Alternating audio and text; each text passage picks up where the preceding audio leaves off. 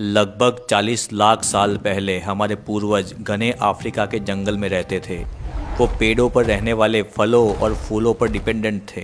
आज के चिंपांजी जैसे जीव थे। वो कभी कभार ज़मीन पर उतरते थे। वो ज़्यादातर अपने चारों पैर हाथ का इस्तेमाल करते थे। धीरे धीरे टाइम के साथ अफ्रीका में एटमॉस्फेयर चेंज होने लगा। पृथ्वी ठंडी और सूखी होती गई। जंगल सिकुड़ने लगे और उनकी जगह खुले घास के मैदान ने ले ली।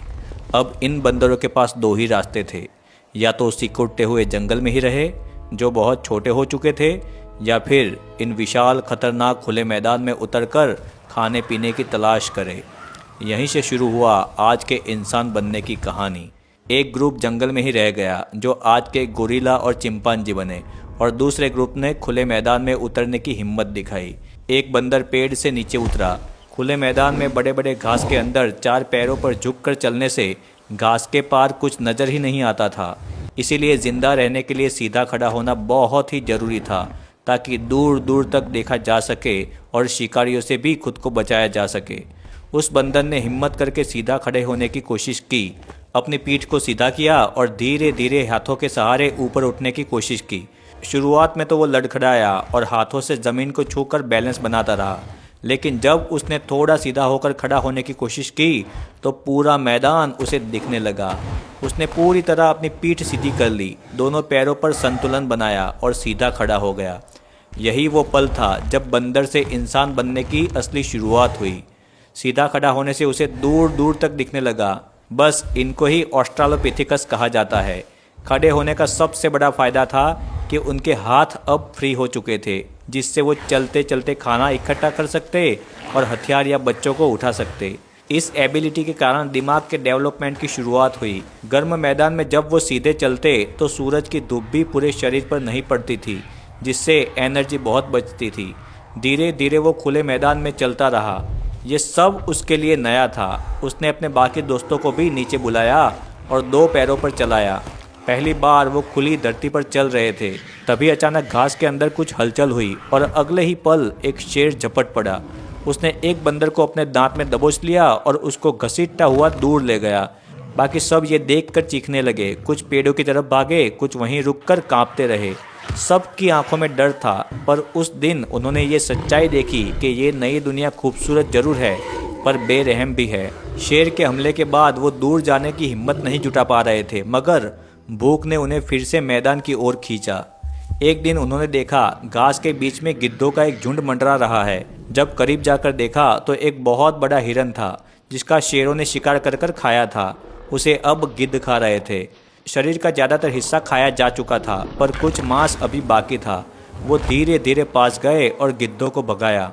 इधर उधर देखा कि कहीं शेर तो नहीं लौट रहा। डरते हुए उन्होंने पहली बार उस जानवर का बचा हुआ मांस पहले सूंघा और फिर खाया। वो स्वाद अलग था, पर उसमें ताकत थी। पहली बार उन्होंने महसूस किया कि ये खाना उन्हें ज़्यादा एनर्जी देता है और भूख भी लंबे समय तक नहीं लगती। यही उनकी नई चालाकी थी। वो अब सिर्फ डरने वाले जीव नहीं रहे, बल्कि मौका देखकर जीना सीख रहे थे।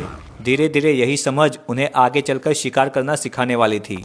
अभी तो वो एक टाइप के नेचर के क्लीनर जैसा काम कर रहे थे। वो ऐसे ही शिकार किए हुए जानवरों को ढूंढते और अपना पेट भरते। समय के साथ साथ उनके पैर मजबूत होने लगे थे। शरीर भी अब झुका हुआ नहीं था, इससे वो तेज चलते और दौड़ सकते थे। उनका दिमाग थोड़ा और विकसित हो गया। रात का समय सबसे भयानक होता था। खुले मैदान में ना तो पेड़ की छांव थी, ना कोई सुरक्षा।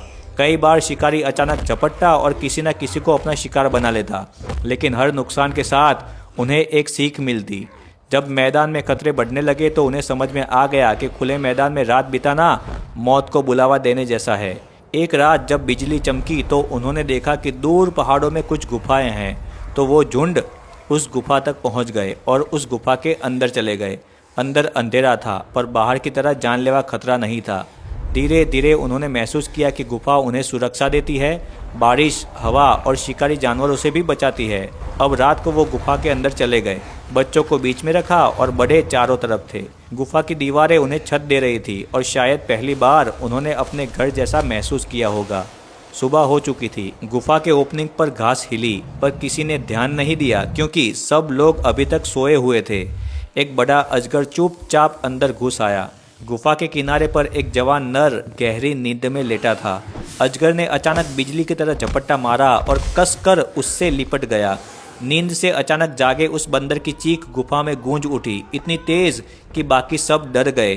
बच्चे रोने लगे, कुछ ने तो पत्थर उठाए, पर अजगर की पकड़ बहुत मजबूत थी। कुछ ही सेकंड में उसकी सांसें रुक गई और अजगर उसे धीरे धीरे निगलने लगा। देखते देखते उसके शरीर का आखिरी हिस्सा अजगर के भीतर समा गया और फिर वो धीरे धीरे गुफा से बाहर चला गया। सब लोग सन्न रह गए थे, कोई कुछ नहीं बोल पा रहा था। गुफा में बस सिसकियों और सांसों की आवाज़ रह गई थी। सूरज की किरणें अब गुफा के अंदर आ रही थी। उसी दिन उन्होंने तय किया कि अब कभी कोई भी गुफा का दरवाज़ा खुला नहीं छोड़ेगा और बिना पहरे के कोई भी नहीं सोएगा। उस सुबह से सुरक्षा का पहला नियम शुरू हुआ। उन्होंने सीखा कि जिंदा रहने के लिए सिर्फ ताकत नहीं, सावधानी भी जरूरी है। एक दिन जब वो खुले मैदान में घूम रहे थे, तब उन्होंने देखा कि आसमान में बिजली गिरी और एक पेड़ जलने लगा। आग की लपटें देखकर सब लोग डर गए, लेकिन एक बंदर ने धीरे धीरे उसके पास जाने का डिसाइड किया। गर्म हवा ने उसके चेहरे को छुआ। वो थोड़ा और पास गया और उसने पाया कि उसके पास जाने से गर्मी लगती है। उस दिन उसने सीखा कि आग डरने की नहीं, समझने की चीज़ है। ऐसे ही कुछ ना कुछ सीखते सीखते दिन बीतते गए। उन्होंने पत्थरों से खेलना शुरू किया। शुरू में तो बस वो लोग पत्थरों को आपस में टकराते और आवाज़ें निकालते, लेकिन एक दिन जब दो पत्थर आपस में टकराए तो एक धारदार टुकड़ा टूट गया। उन्होंने देखा कि वो बहुत नुकीला है और मजबूत भी है। एक ने उस टुकड़े से फल को काटा। यही था पहला टूल। धीरे धीरे उन्होंने पत्थरों को जानबूझकर तोड़ना सीखा और उन्हें तेज बनाया। कुछ टाइम बाद वो शिकार किए गए जानवरों का मांस भी उसी नुकीले पत्थरों से काटने लगे थे। पत्थरों से ज़मीन को खोदने लगे थे। अब वो सिर्फ शिकारी नहीं थे, वो सोचने वाले जीव बन चुके थे। वो अकेले नहीं थे, वो ज़्यादातर ग्रुप में रहने लगे। 5, 10 या 15 के ग्रुप में। हर किसी का काम था।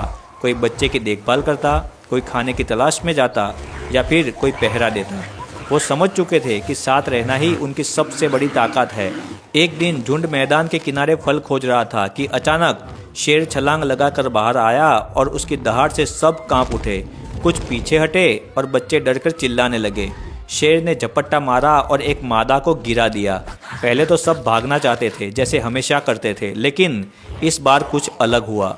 झुंड के सबसे बड़े नर ने चीखते हुए पत्थर उठाया और पूरी ताकत से शेर की तरफ फेंका। पत्थर सीधा शेर के सिर से टकराया।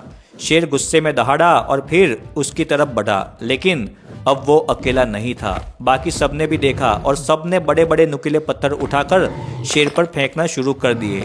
उन्होंने चारों तरफ से पत्थर फेंकना शुरू किए। कुछ पत्थर शेर को लगे और कुछ उसके पैर के पास गिरे। एक बड़ा पत्थर उसके चेहरे पर जा लगा और वो पीछे हटने लगा, पर झुंड अब रुका नहीं। थोड़ी देर की लड़ाई के बाद वो जमीन पर गिर पड़ा।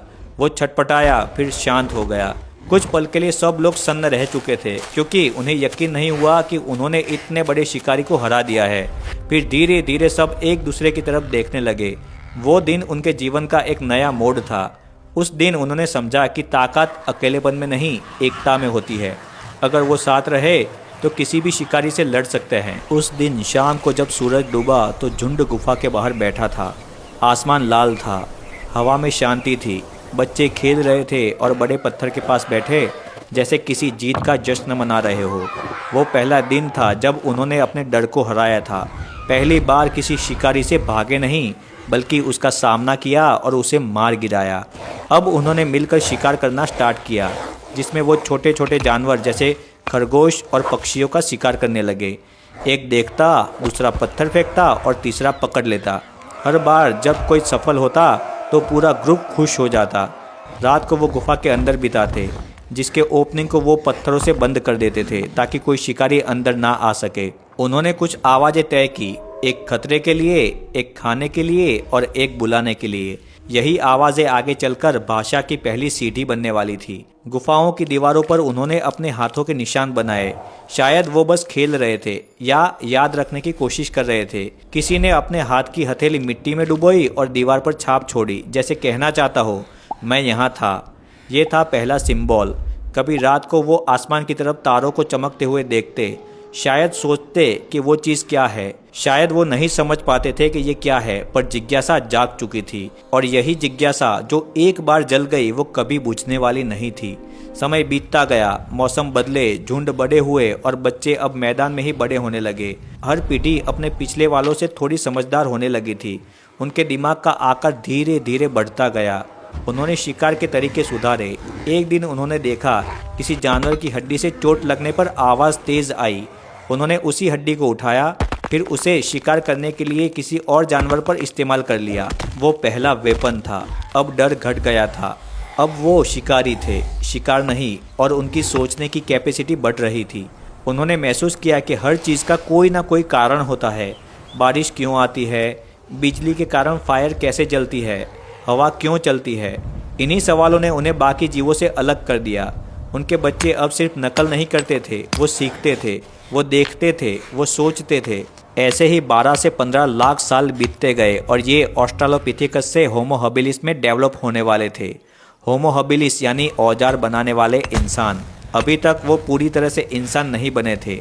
इसके सेकंड पार्ट में देखेंगे कि कैसे ये लोग ऑस्ट्रालोपिथेकस से होमो हैबिलिस में डेवलप हुए और उसके बाद उन्होंने क्या क्या किया, क्या सीखा, कब और कैसे पूरी तरह से वो लोग इंसान बने, ये हम सेकंड पार्ट में देखेंगे।